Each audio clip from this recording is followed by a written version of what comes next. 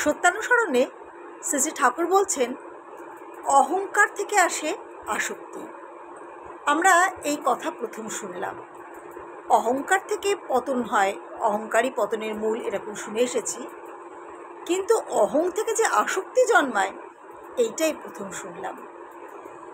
অহং মানে হলো অত্যধিক আত্মসচেতনতা, একটা অতিরিক্ত মাত্রায়। আমি যা বলবো আমাকে নিয়ে লোকে ভাববে, আমি যা বলবো আমি যা করবো সেটাই সঠিক, সেটাই সবাইকে মানতে হবে, লোকে আমাকে গুরুত্ব দেবে, লোকে আমাকে শুনবে। আমার ঘর, আমার বাড়ি, আমার মানুষ, সব কিছুর উপর আমার নিয়ন্ত্রণ, আমার আধিপত্য, আমি সব কিছুতে যা করব সেটাই সঠিক। এই হচ্ছে অহংকার। এই অহংকার, এই অতিরিক্ত আত্মকেন্দ্রিকতা এক ধরনের অবসেশন তৈরি করে, নিজেকে নিয়ে অবসেশন। এই যে নিজেকে নিয়ে অবসেশন তৈরি করছে তখন সেটাই হয় আসক্তি, নিজের প্রতি আসক্তি। আসক্তি তো অন্যের প্রতি হয়, বিষয় আশয়, মানুষ, সব কিছুকে কেন্দ্র করে হয়। তেমনি হয় নিজেকে নিয়ে আসক্তি। নিজের চারপাশে ঘুরে চলেছি আমি, আমার মাথার পিনটা ওইখানে গাঁথা হয়ে গেছে, আমি আমি আমি। চারপাশের সব কিছুকে আমি উপেক্ষা করছি।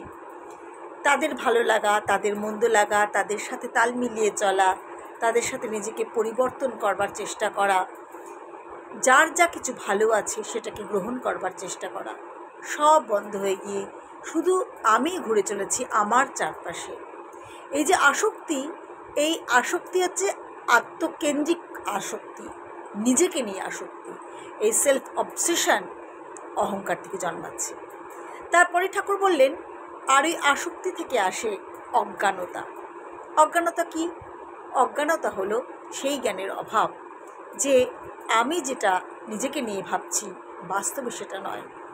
বাস্তবে আমাকে যদি এই পৃথিবীর ওপর দাঁড়িয়ে কিছু কাজ করতে হয় বা কিছু করতে হয় বা বেঁচে থাকতে হয় সুস্থ, স্বাভাবিক, সুন্দর, আনন্দময় একটি মানুষ হিসেবে, তাহলে কিন্তু আমাকে অন্যের সাথে তাল মেলাতে হবে, তাদের ভালো মন্দকে গুরুত্ব দিতে হবে, ছাড়তে হবে অনেক কিছু। আর এই অজ্ঞানতা যদি আমি না পারি, তাহলে এই যে আসক্তি থেকে যে অজ্ঞানতা আসে, সেই অজ্ঞানতাই নিয়ে আসে দুঃখ। আমি তো যখন পারছি না, তখন আমি অন্যকে দোষারোপ করব, অন্যকে আরও বেশি হেয় করার চেষ্টা করব, সবার মধ্যে তখন দোষ খুঁজে বেড়াবো।